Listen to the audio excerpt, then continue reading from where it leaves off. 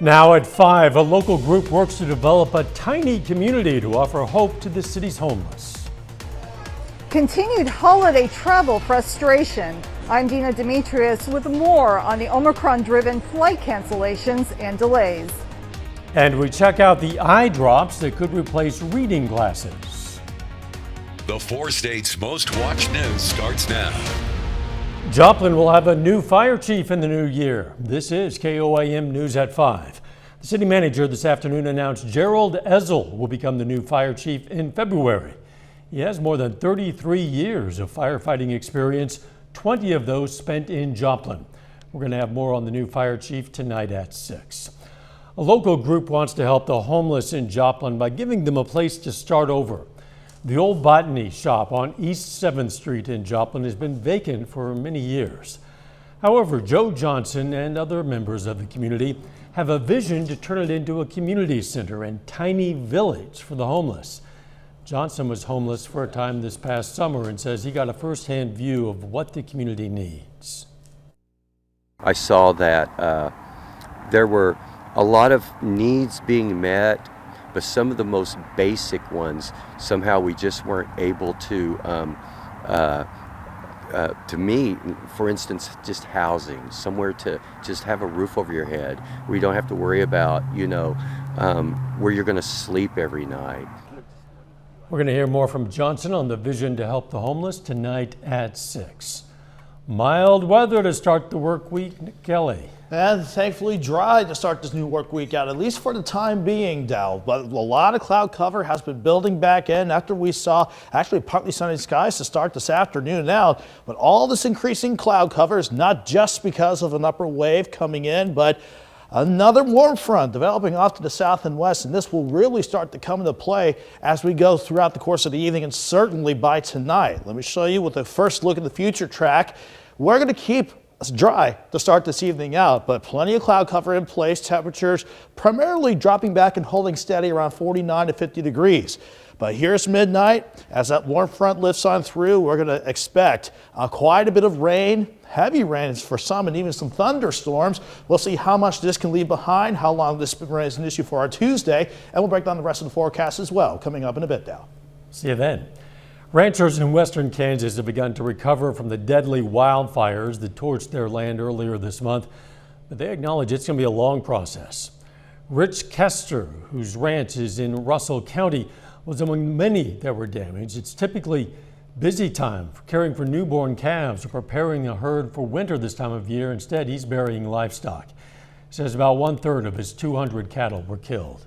2 men died, and the Kansas Forest Service estimates around 163,000 of acres of land were burned on December 15th in fast-spreading fires driven by wind gusts of up to 100 miles per hour. 8 people died on Missouri roadways over the long Christmas weekend, 2 fewer than the holiday period in 2020.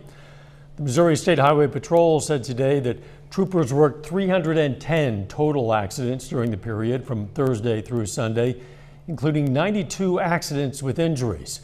The patrol also made 67 arrests for driving while intoxicated.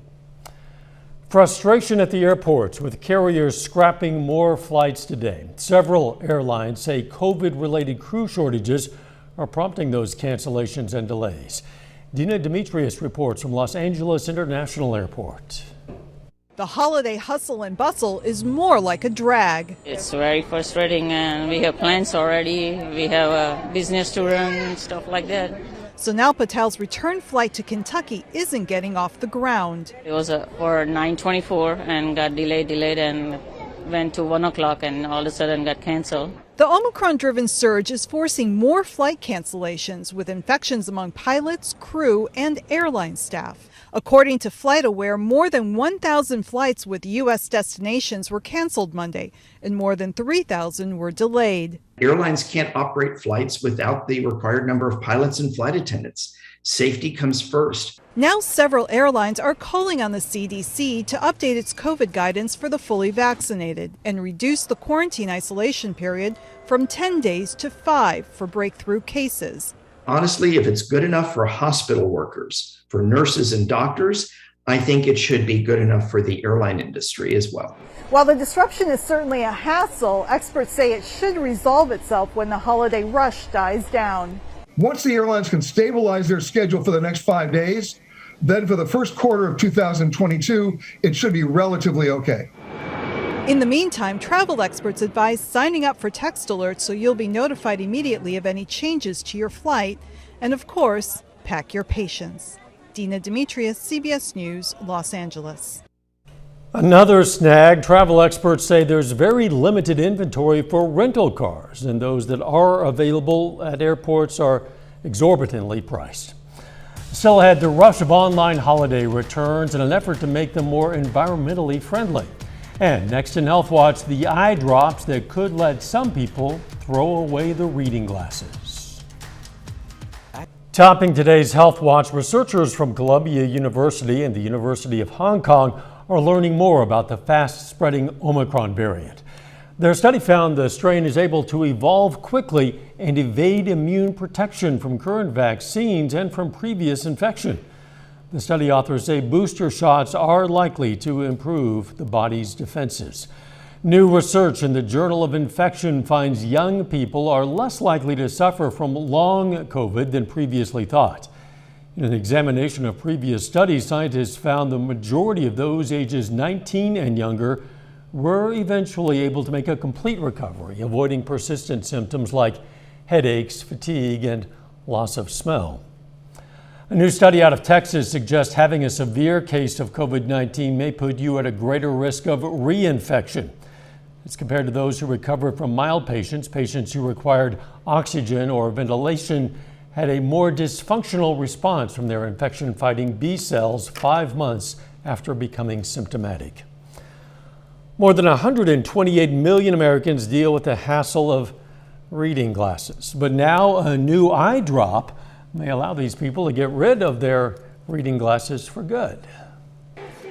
A restaurant menu, the newspaper, even the instructions on your prescription bottle. Have the words been getting smaller or blurrier, or do you need reading glasses? Most patients tend to report, particularly between the ages of 40 and 45. As we age, some people may develop presbyopia, or the gradual loss of the eye's ability to focus on nearby objects. Millions of people use over-the-counter reading glasses to treat their presbyopia.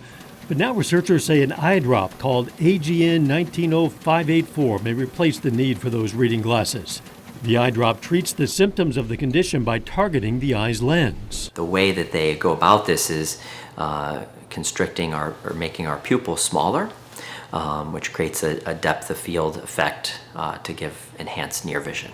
In a trial, participants said the eye drop worked as soon as 15 minutes after it was applied and reached its peak effectiveness in 1 hour. However, the eye drop is not a one-time treatment and will have to be applied daily as needed. Side effects from the eye drops are rare but can include headaches, red eyes, blurred vision, and some eye pain. And that is a look at today's health news. A little bit later, while it's nice here, we're going to check out the snow in Minnesota. While snow isn't in the immediate forecast here, though, we've got rain chances ready to ramp up later tonight. We'll break that down and the whole forecast next. After looking at all the indications that I see right before me, we are getting ready for a bit of a rainy, if not stormy night. Hard to believe that, considering it's been pretty nice throughout the course of the day. With partly sunny skies at times, we didn't get quite as mild as the other day, where again we broke record highs as highs topped out in the mid 70s. We had actually midnight highs around 67, 68, 69 this morning, lower 50s this morning, and we at least pushed back close to 60 this afternoon. But sticking with Doug's pattern, we're in that active stretch of things once again. So we'll have another system giving us rain chances tonight going into Tuesday, and maybe a few more showers to watch on Wednesday. Quiet for Thursday and New Year's Eve. Then New Year's Day, we've got another system with thunderstorms and even wintry weather possible almost within the same day, and then turning much colder compared to where we've been lately behind the weekend system. So we are talking about a big drop in temperatures come Sunday and Monday of next week. We're looking quiet at the 7th range line right now, though. Mostly cloudy skies out there, 52 in Joplin with a northeast breeze at 8. And the humidity still got a ways to go before it can result in any rainfall, but that number is ready to ramp back up as we go throughout the course of the evening. Upper 40s in our northwestern counties to about lower to middle 50s across the rest of the region. In fact, temperatures as the cloud cover begins to build will pretty much hold steady as soon as we get closer to 50 by about 10 o'clock tonight and going through the overnight. And that's despite all these rain chances eager to line up. Why are rain chances eager to work back in? Well, not only are we seeing a lot of cloud cover building in right now, but we've got another warm front developing off to our west. That's what's going to bring in the extra humidity. That's what's going to keep the clouds in place for tonight and bring in the rain. Plus, we've got some upper level energy coming from the west, riding along the jet. That is certainly poised to really get these rain chances going, but not immediately to start this evening out. You can see on the future track a lot of cloud cover, sure, but we won't see the radar start to come to life with any developing rain until we get after 11 o'clock or certainly by the midnight hour. But watch how fast things change. Here's 3 a.m., plenty of rain, even some embedded thunderstorms and even some pockets of heavy rain possible. Certainly plan on that for the morning drive. But thankfully, this doesn't last all day. As the front continues to push things out, we will clear out for tomorrow afternoon, and before any cooler air decides to roll in, we'll just go mild again. 49 in the morning, 63 by noon, highs around 67 degrees. And as far as the rain goes, most of us between 1/4 of an inch to about 1.25 inches. Not looking at, thankfully, a flooding threat this go around. But even though we're quiet for tomorrow night through Wednesday morning, we'll watch for yet another wave that can give us some scattered showers come Wednesday afternoon. Again, we're dry Thursday. We're dry to wrap up 2021 on Friday. But here comes the bigger system in Doug's pattern on Saturday. This will start as rain and thunderstorms, and depending on how fast temperatures drop, we could see the system end as some snow mixing in. But look at how cold it gets behind this system as we roll in the 7-day forecast. 67 tomorrow, 57 Wednesday, 52 on Thursday. We'll go to 62 for New Year's Eve now, 59 and dropping drastically through the afternoon on Saturday, and only a high of 28 degrees for our first Sunday of 2022. An overnight low of 16 on Saturday night. Yeah, that system's going to pack a punch. I guess so. Thanks, Nick. Well, before the punch comes, it has been unseasonably warm around here. Not so much to the north of us, though. The snow and freezing rain overnight left slick conditions on sidewalks and side streets in parts of Minnesota. Kirsten Mitchell reports from the town of Edina. It's an odd one. You can hear it. It's almost like a skating rink. The sound of shovels and ice scrapers echoed through Edina neighborhoods as people tried to shovel and salt their way out of their sidewalk, turning into an ice rink. We're walking on the yard just so we don't slip and slide and she hurts herself. Sienna's 4 paws were no match for the ice. Her nails have been clipped about 2 weeks ago, so they're not quite long enough to kind of get into the ice. So she was sprayed out a couple times. A little slippery, but the snow feels very crunchy under your feet, so it's kind of nice. It's very different than it usually is. Tim Wentz says the cold doesn't bother Milo, thanks to his good head of hair. The ice is a different story. It almost took us both down once, though, where it got really icy in one area. Well, it's Minnesota. This is what we deserve. You say so. Coming up, the rush of online shopping returns. First, though, we honor a local veteran of the Korean War. Sergeant First Class Bobby Tyree served in Korea with a heavy tank division. His hometown, Pitcher, Oklahoma. And we're proud to salute Sergeant First Class Bobby Tyree, a 4-state hero. Topping Consumer Watch, consumers went on a spending spree this holiday season. According to MasterCard Spending Pulse, sales were up 8.5% from last year and 10.7% from pre-pandemic 2019. That's the fastest pace in 17 years, even as shoppers faced higher prices, product shortages, and Omicron variant of COVID-19. Purchases of clothing and jewelry fueled the splurge. With online sales expected to hit a record $207 billion in the U.S., there could also be a record number of returns this year. Every year, a big chunk of those returns end up in landfills, enough to fill 23 million refrigerators or 6,400 747s, if you can imagine. Reporter Janet Shamlian has an inside look at e-tailers that are trying to make returns more sustainable. Online purchases have never been a bigger part of the holiday, likely to top 25% of sales. But here's the more startling number. The e-commerce return rate is 25%. 1 of every 4 items purchased online is sent back, compared to about 8% for a physical store. And this is what that can look like. Mountains of cardboard and plastic packaging with valuable merchandise inside. You'll see all their returns come back. They pile up, they sit, and it often quarterly or twice a year they might liquidate them for pennies on the dollar or even potentially destroy them. Tobin Moore is the CEO of Optoro, which helps companies solve the problem of a tsunami of returns. This massive warehouse outside Nashville is one of 3 dozen Optoro uses across the country, processing merchandise for sellers like American Eagle, Target, Bed Bath & Beyond, and others. Workers use Optoro's software to check in the merchandise, ensuring a refund, then relisting the product for a new sale. We're just here to just grade it and make sure that it has a UPC and it has the correct description. These items will never go back to the retailer's warehouse. They're held here until sold again. The volume here is incredible. On just these 2 racks, there are more than 120,000 items that came in as returns, and most will leave this warehouse as a new sale within a week. In Houston, Abby McDonald used Happy Returns, a service that collects customers' unwanted goods for hundreds of companies that sold them. It's postage and box free. A QR code is all you need. It's close to my office, which made it easy to pop out at lunch and drop it off here for free. Paper Source locations like this are among 3,800 collection points nationwide, an average of 20 returns from multiple sellers shipped in a single box, reducing waste and expediting turnaround time. And it increases foot traffic for the store collecting the goods. The clothing store Everlane takes more than 70% of its unwanted items back through Happy Returns. The speed and the efficiency with which we can get the product back on the shelf and available for another customer is really integral to our overall business model. It obviously impacts our sales and our revenue. And the environment. Almost 6 billion tons of returned items will end up in landfills after the holiday season. Our technology connects every returned item, no matter the condition, to its next best home as efficiently as possible. Minimizing shipments and getting that product back into stock quickly. A win for buyer, seller, and the planet. Janet Shamlian, CBS News. Lebanon, Tennessee. 89% of online customers say they won't buy from that seller again if the return process is difficult. The city of Burlington, Vermont has decided to donate half of all overdue parking fines to a local food pantry through the middle of January.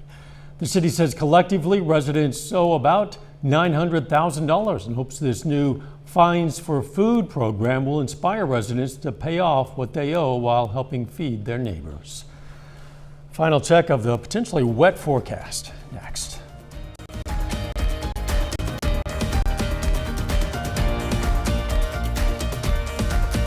Up next on the CBS Evening News, a South Carolina mechanic fixes up cars to give them away. Then on KOAM News at 6, reporter Chris Warner has more on the vision of a local community activist trying to help the homeless. Plus, Missouri is now offering a new option to get yourself tested for COVID-19 at home. And a local fighter